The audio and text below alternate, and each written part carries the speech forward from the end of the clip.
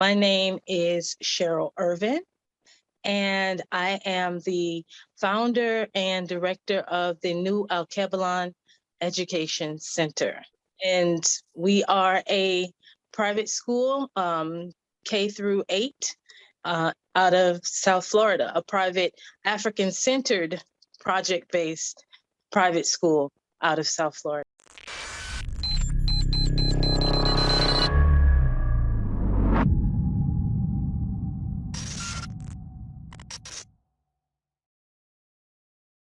Hey, it's Kellen, and today on Diversified Game, especially for you parents, you are in for a real treat. You may even want to move after we're done with this. Check out the game that Mama Cheryl is going to give us on how she created her African-based school. Yes, a school with an African curriculum that is here in America. You guys, I say it twice. I got to double down like my Irish twin Trump would do. In America, in Florida. She's down the street, around the corner, and down the block from me, but she's not too far. Mama Cheryl, how are you doing today? I am wonderful. I am wonderful. Thank you for having me on. Well, thank you for accepting and taking time before, school season for you gets started.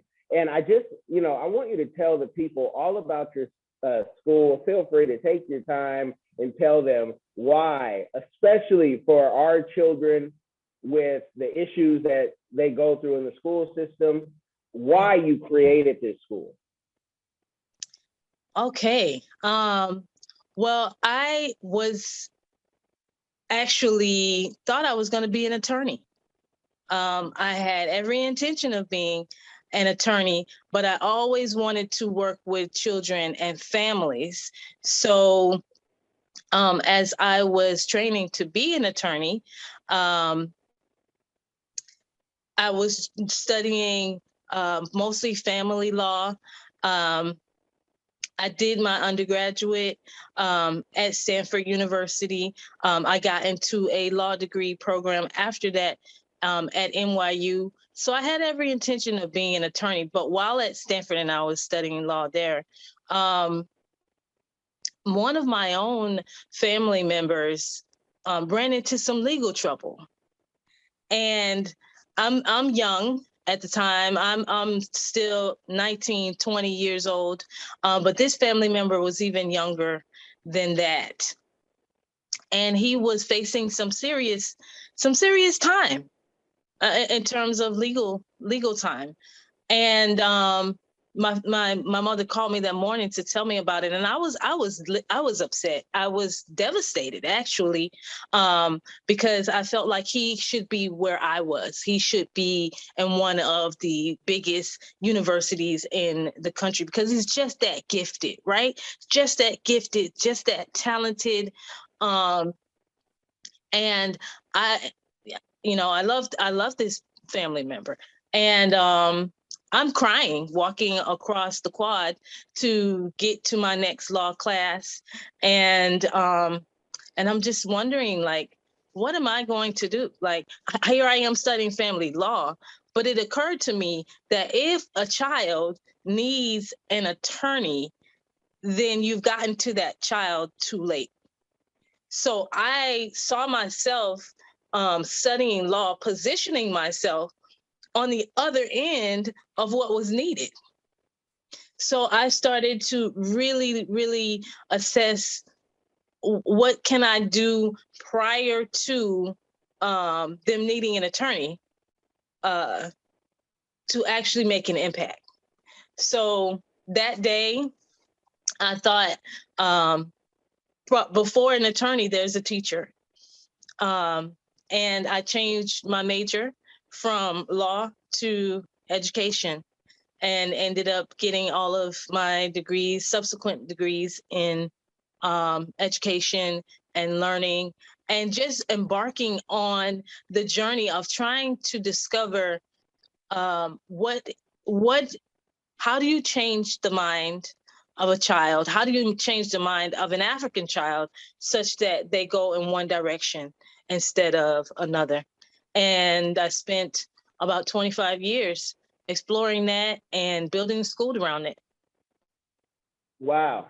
And one thing changed your whole trajectory of life. That's Yeah. awesome. Yeah. And so in starting a school, I mean, we've seen, successfully the Dr. Perry's, because they've been highlighted on CNN, but there's plenty of Black schools, especially in the South, but he made news probably because he was on the East Coast. But there's even, a couple boarding schools we know of. What made you, and how did you create this school? And I'm going to be kind of slick when I say this, because I don't say names unless I'm talking positively. But we have seen many people raise over $700,000 to say they're going to create a school for Black boys, and that they're happy with the donations, but next time make it more. How did you create this school without us knowing who you were on social media, begging for donations online and vilifying people sometimes? You see where I'm going with that? I can tell by your expression. You know exactly what I'm talking about. So I'll let you, take it from there. I have not, this year is the first year in our existence, and we did our first program in 2013. But this is our first year that we are able to work with the state of Florida to get children's scholarships. My first year, second year, third year, I did not receive any type of funding at all. So let me just start I started teaching in 1996 because once I decided that I was going to build schools, I didn't actually know how to do that. And I want to encourage anyone who has an idea or something like, I'm going to do this, or I want to do this. You don't actually have to know how to do it. I didn't know how to do it. I didn't, go to Stanford and they had a build a school class or training. It didn't exist. I didn't take it. If it did exist, I don't know anything about it. So when I graduated in 1996, I didn't know how to build a school. And I didn't even know the model that would work best with African children. So what I did was I said, I'm going to insert myself into a different model every year until I have determined what I think will work. So I started in 1996 teaching in just a regular public school here in South Florida. I taught economics, I taught critical thinking. Then I went from teaching in a public school to teaching in charter schools. I taught special education in New York City. I found what is called a free school model. If people are not familiar with free school model, there is the Sudbury model, and there is an Albany free school. I found a free school in Albany. I went there for a year, and all of these places. So if it was a public school, I just applied and I taught, or charter school, I applied and I taught. But there are some other models like the free school model, or the Sudbury model, where I would find these schools and I would just reach out to the director and I would offer to teach for them for free, just so that I could learn their model. There was a charter school that I approached, and then I not only offered to teach for them for free, but I offered to raise money for the class that I had designed. It was a financial literacy class, and I wanted to know exactly how much do our children need to know about money and finances? How much are they interested in that? So I designed a course around that that involved real estate, entrepreneurship, investment. And and I said, not only will I teach it for free, but I will seek out funding for it. And if I get funding, I'll give your school 10%. So I just wanted to learn the school models from the inside of the school. And if it meant going in and working for free, that's what I did. That particular school, they brought me in. Robert Kiyosaki's foundation actually financed the course that I designed. And I did just as I said. I gave the school 10% of the money that Robert Kiyosaki had given me. So for 20 years, I did that. I went to I designed courses.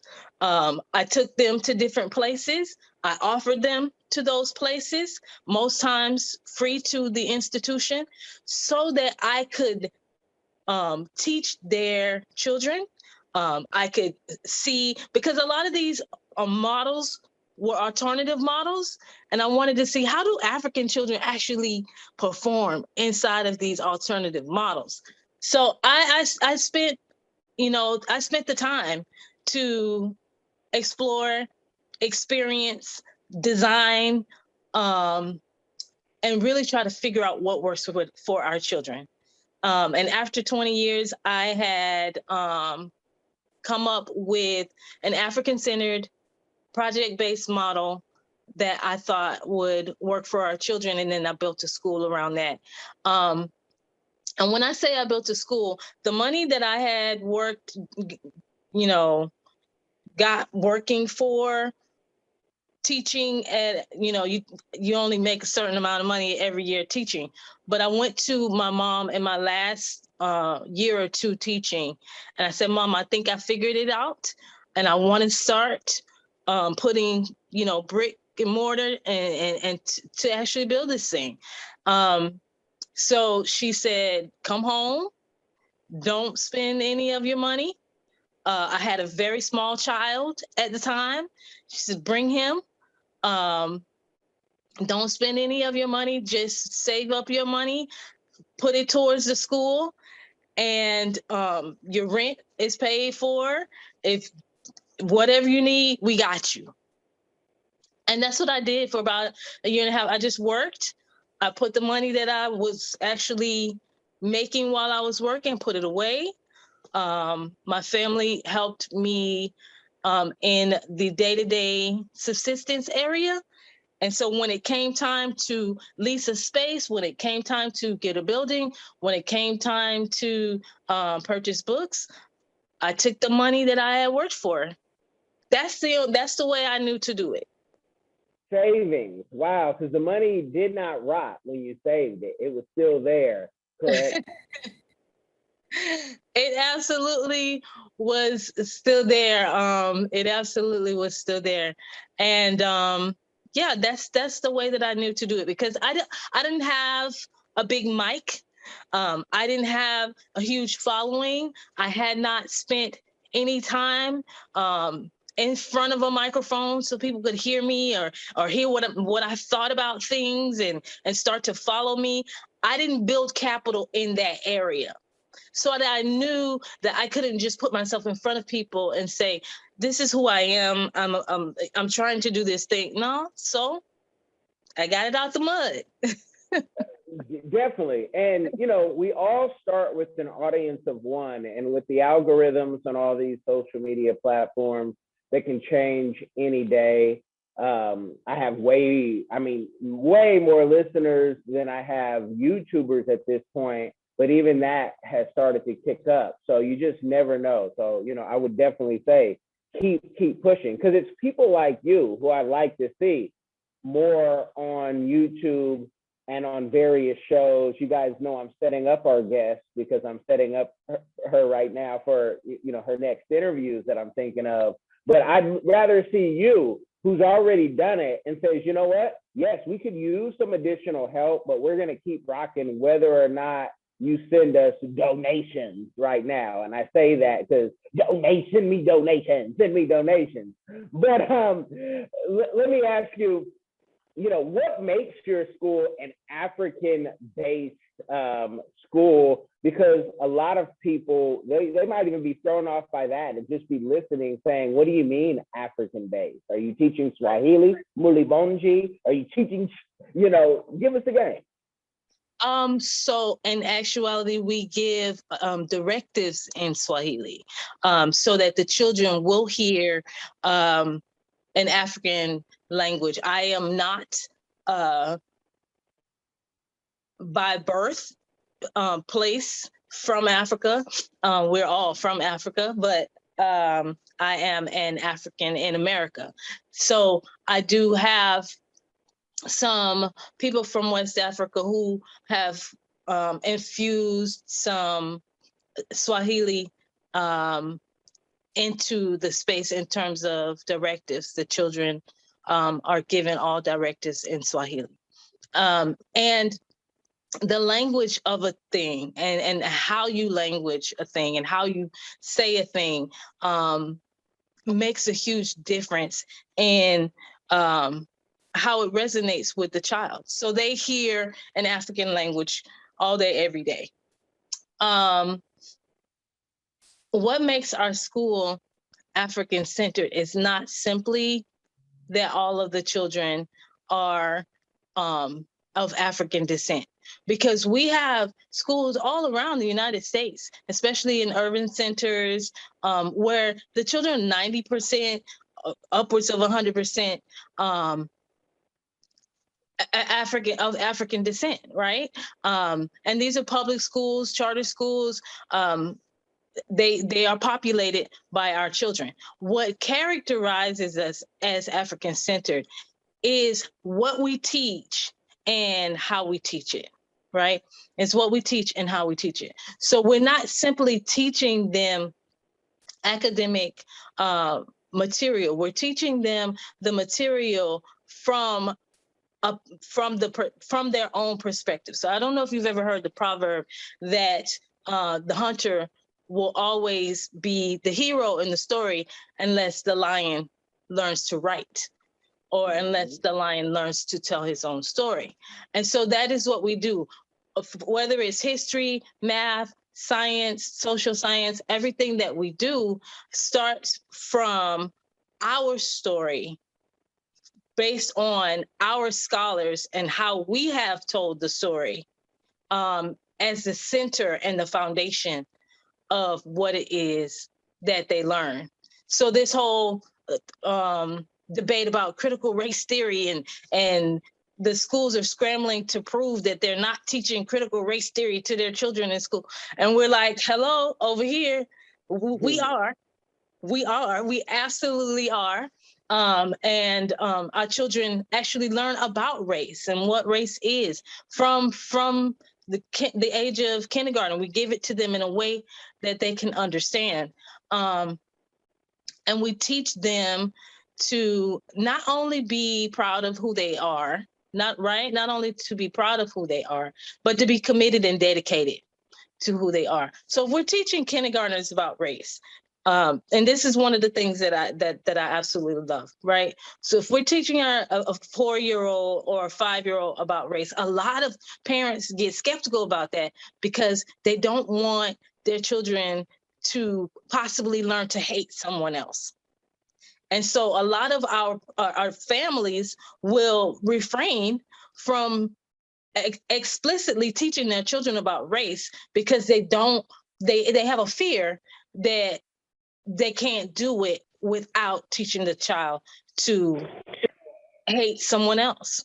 And that is could be the furthest from what it is that we do, right? So we just saw the Summer Olympics just finished, and no one thinks that I can't teach my team to race against this other country, or to compete against this other country, or to go out and try to, if we're doing gymnastics, to try to get gold for our country, because somehow we would hate the other team, and if we actually try to beat them. It doesn't work like that. So we teach the children what race is, where it came from, how to think about themselves inside of that competition, and to commit to their team, and commit to living their life for the advancement of African people at home and abroad. Well, I'm glad I have you on here because the term critical race theory, I think majority of Americans haven't even tried to even Google the definition, but they listen to whatever, media, and they say, okay, well, that's that. And for me, the issue with what they're trying to whitewash history, instead of slaves, they've tried to say immigrants are migrated. And that's the problem, for me, that you're trying to erase history as it was. And so you call it what you want. Hey, don't put critical race theory in there as you know it, but tell the real history. Tell how everywhere, certain Europeans have gone, they've colonized, raped, and pillaged. And if you want to debate me on that, folks, you can feel free to inbox and let's talk about it, because this is something I'm not just guessing. But I mean, that's I'm glad that your school isn't shying away from it, but you absolutely not. Absolutely not. Absolutely not. How if you are going to compete, right? If you are going to compete, one of the things that I often will ask a parent if they are afraid of the idea of race, because we get people who come to an African-centered school who are afraid of the idea of race. I asked them, there are some of us who believe that we are at war, or at least people who have been at war with us for quite some time. But okay, if you don't want to go so far as to feel that we are at war, do you feel like we're at least at competition, in competition with other nations, right? If you're looking at resources, if you're looking at natural resources, if you're looking at human resources, do you feel like we're at least in competition with other people? So if you can concede that we are in competition, then there's a certain way to make a competitor. There's a certain way to build a team. There's a certain way to actually run your race or build your team such that you are actually trying to win, so that you're actually trying to win. And we do that, unapologetically. And we let our children know that they're not just here trying to get educated for themselves. They have a duty and a responsibility to build on behalf of themselves and their race, and to move the race forward. And we give them that all day, every day, and it makes sense to them. And we could go all day talking about, just that and trying to make it clear, but I'll wait for Fox News to call you so you can give the, the full details, or, if they want to call me, I'd love to talk to Tucker Carlson, as long as there's respect. We got to put some respect on the name. Okay. So anyone who ever has objections to what I'm saying, I just say, okay,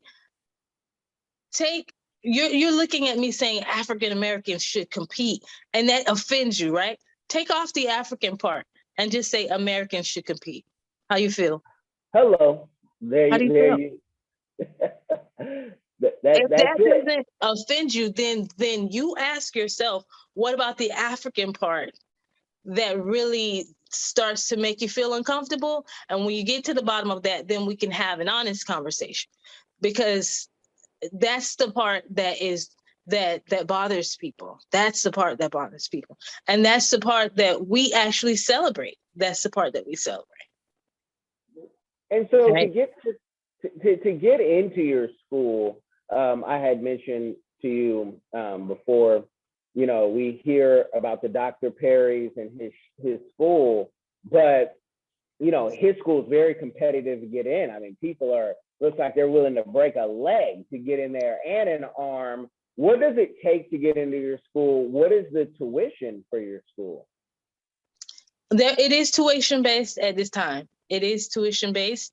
But one of the wonderful things about the state of Florida, state of Florida has tuition scholarships that they give out to students for various different reasons. So if your parent has a financial need, actually, if your parent's income is below a certain amount, then they will qualify to receive these tuition scholarships from the state of Florida. And they just expanded by, I think, 300% what that amount can be after coming out of the pandemic. So they have expanded that amount. So far more people than before can actually apply to the state of Florida, and they will give you up to $7,500 to send your child to a private school, which happens to be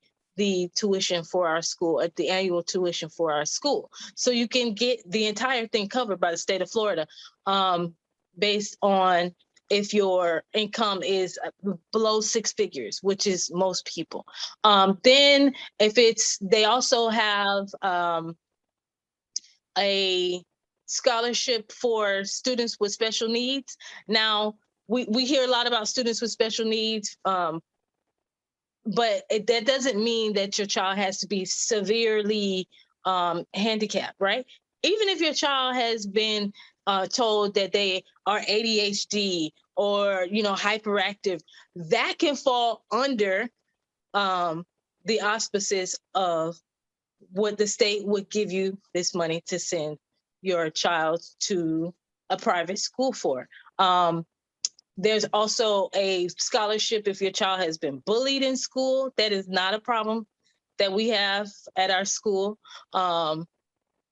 That's one of the things that I'm extremely proud of. All of the children, all shades of African Black, from the lightest to the darkest, and we do not have problems of bullying.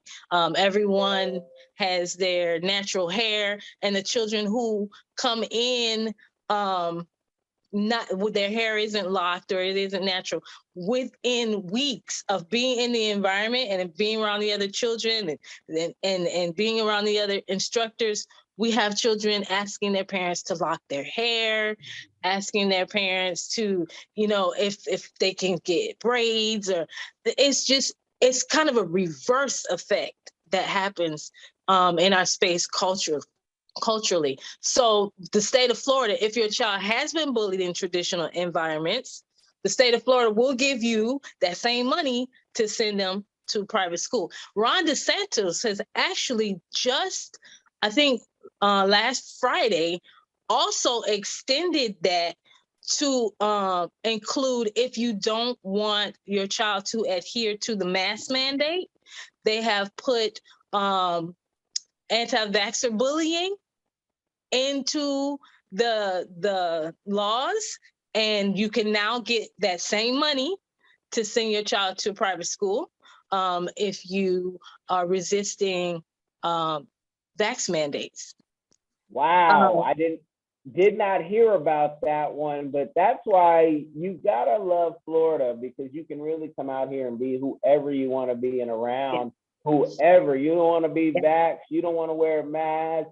If you just want to be one of these crazy Florida drivers cutting people off for no reason and no rush to go anywhere, you can do it here, and the sheriff will not stop you, because he may be doing it too.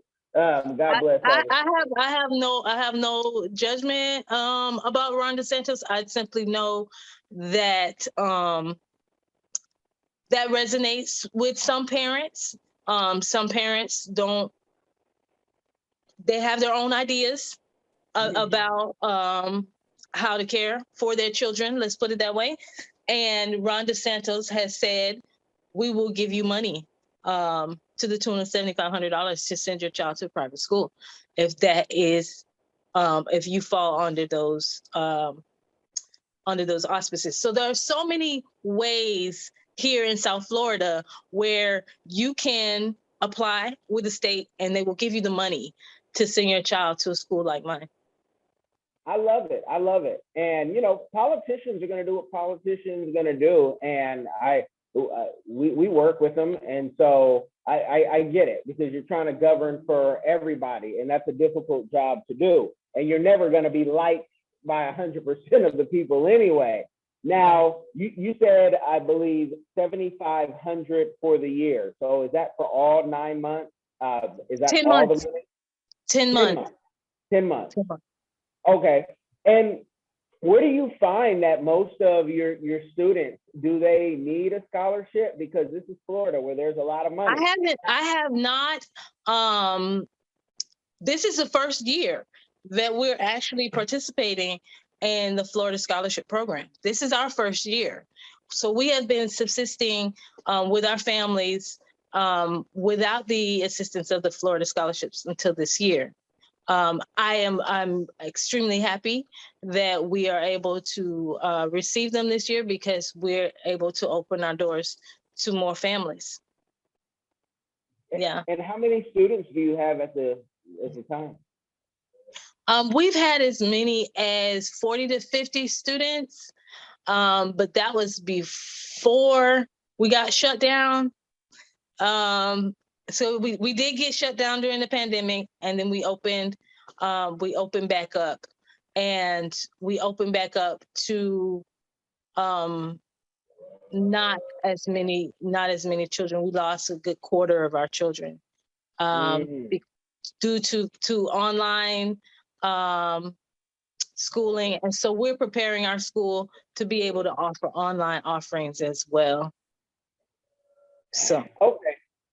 And so your whole life with this education is a give back.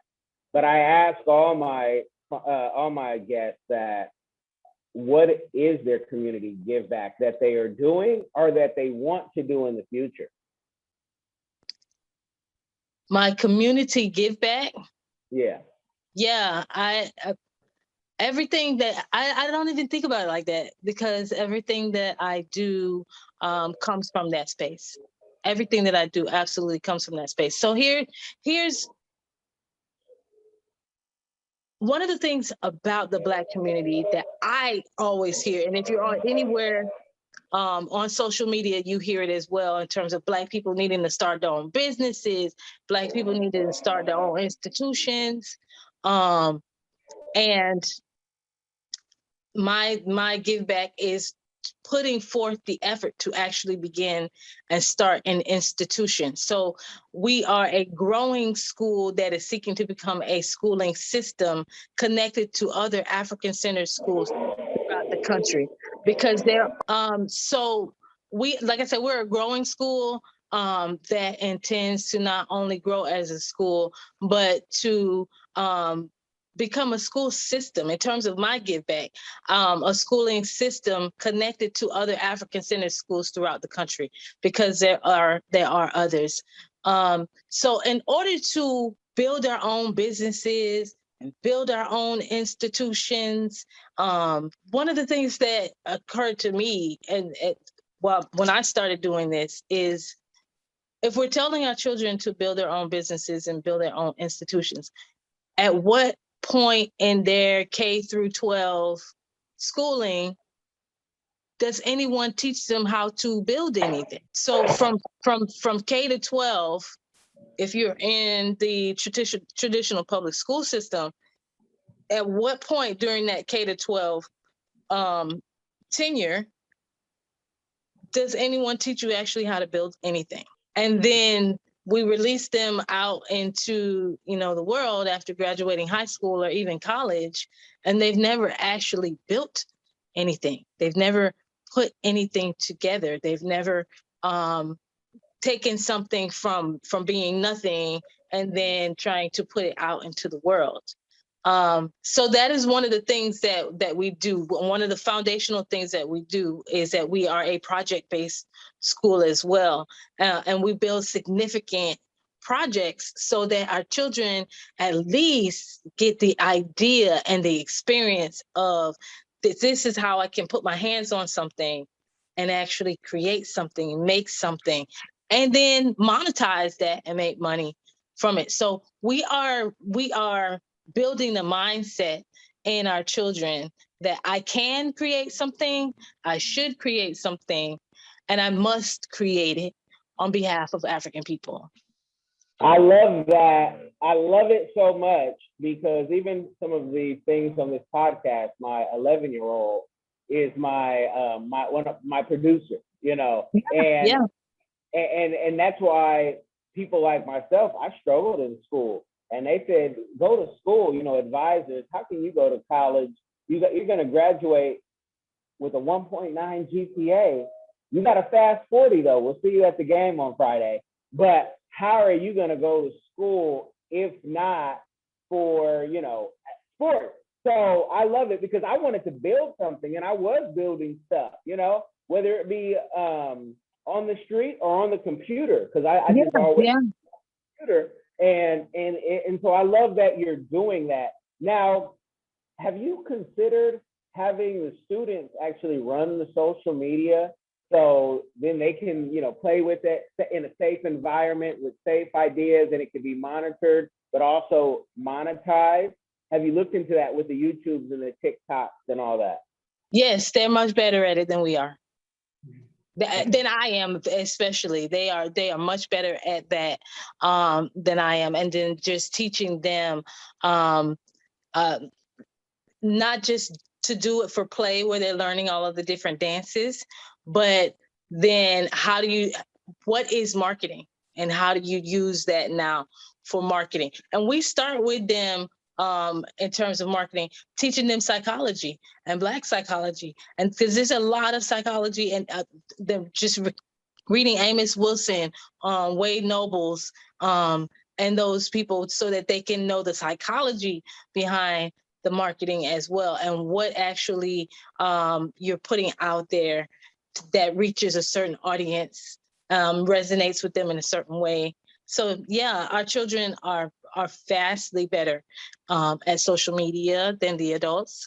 And fortunately, our history instructor is a social media influencer, and he's really good with the camera. He's really good with storytelling. And so he is able to bring that to the children as well. Wow, I love it. I love it. And I want you people to have just enough, you know, just enough game. So you go check out the website. I don't know if it's going to be franchisable for you in your area, but, you know, I want to leave something for mystery. And of course, I want to ask Mama Cheryl off air a whole bunch of questions.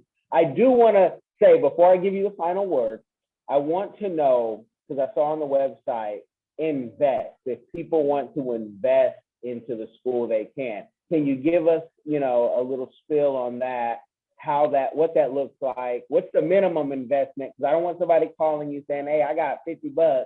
What will my return be in 5 years? Give us the game.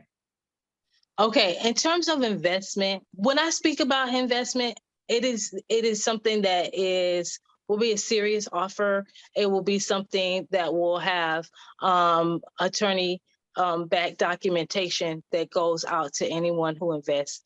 Because what we want to do, and you mentioned franchisable, right? What we want to do is take our model and offer it to children in other areas that are not just in South Florida. So we do want to grow to other areas, and we want to take the African-centered project-based element and the entire model and take it to Georgia if there is a community in Georgia where it fits, and take it to New York and different places, right? So investors would I'm not a person who's just like, you know, send me the money online and you can invest. It's not like that. I want to give you a prospectus to say small school status is around 300 children in the school. You're still at small school status once you as you go up to 300, 350 or so, right? So to really take these small schools where children are making and building and creating. Our children have built boats and put them on the river and raced them. Our children have built small motor cars where they actually go about 10 miles an hour. We're doing that one again. We're working with the National Society of Black Architects to build models to scale of buildings. So when I say we build projects, we build significant projects that can be used by the children and other people right now. So there is a model that is that is marketable, that is profitable, that is scalable. And someone who wants to invest in taking that model and bringing it to other children in other areas deserves a prospectus and not just a cash out handle. So that's what we would prefer to do in terms of making a pitch to someone who wants to invest in our school and in our schooling system, right? And not just run me them donations. Run me, Type of yeah, thing. yeah. Well, and I love that, but I'm gonna have to push back, and I just want to know, you know, in your heart of hearts, where would you like that investment to start? Because sometimes, you know, us, especially as young men, they get their first, you know, $10,000 and say, "Oh, I'm gonna give it to Mama Cheryl, and she's gonna give me a piece of that business, and you know, whatever it does, I know it will grow." But do you want the investments to be at, you know, 10,000, or do you want it to be at, you know, 300,000? Because, you know, I just don't want people bothering you thinking, hey, you sparked the conversation. I want to see how I can cash in on that using a real venture capitalist mindset of, you know, how can I get a piece of this? Because people will invest in you just to kick you off the board and kick you out. So in your ideal heart of hearts, where would you like investments to be, and how many investors? Initially, we want, so when you're talking about kick us off the board and move us, so initially we want to work with people who understand the concept of an African-centered perspective and who are looking like we are to move the needle for African people. And so if that is not first and foremost in the mind of an investor, then I would decline anyway. So if we have certain people who come and they look at just the projects that we're building, and they say, oh, we'll take that part, but that African-centered stuff that you do, I really don't think that part is pivotal to the actual profitability of what we're doing. I wouldn't even take that money, because it is about first and foremost, like I said, if we're on a team and I'm running for Africa, and you're running for another country, another continent, you know, and you tell me, you know, you're really fast, we could take you over here, but that Africa stuff, nah, that's my team, you know. So no, we right now investors are really on a personal individual basis, because their worldview has to match with ours. Well, you know, that devil comes with a great, you know, he might come with a kente cloth and look like you, but he's still the devil. He's still Lucifer. So you guys, if you want more information on that, on their website, they have a page and they have information on where to send that email. And I just have to give the game. What do you want to leave the people with? I want to leave the people with, don't be afraid to teach your children who they are, and also to teach them who they're not. I think it's just as important to teach your children who they are not than to teach them who they are, right? So the world is taking a trajectory that a lot of us don't want to go, and that is antithetical to African culture and African values. And so we need to teach our children, we need to be able to say, this is who we are, and this is who we're not. We don't do this, we don't believe this way. If other people do, that's fine. Let them run their race. But this is who we are, and this is who we not. And again, you can build. You should build, and you must build in service of African people.